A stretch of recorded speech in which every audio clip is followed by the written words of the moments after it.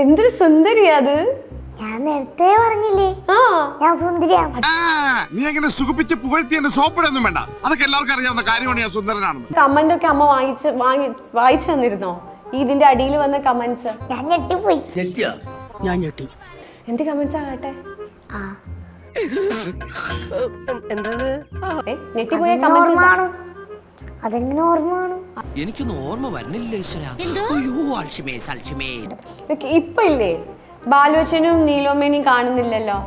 എവിടെ പോയെന്ന് എനിക്കെങ്ങനെ അറിയാം? കിട്ടിയാ? ഇല്ല, ചോദിച്ചു വാങ്ങിച്ചു. 1ാം ക്ലാസ് ജയിച്ചോ? ജയിച്ചു.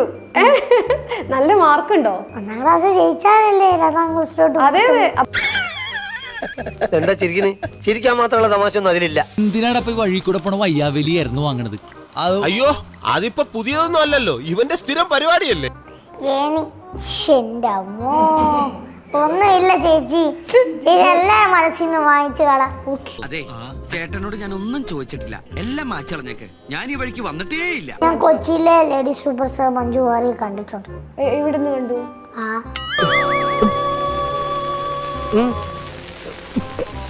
ചേച്ചി ഞാൻ കൊച്ചിയിലെ ചേച്ചി കണ്ട, എനിക്ക് ഓർമ്മ ആണോ?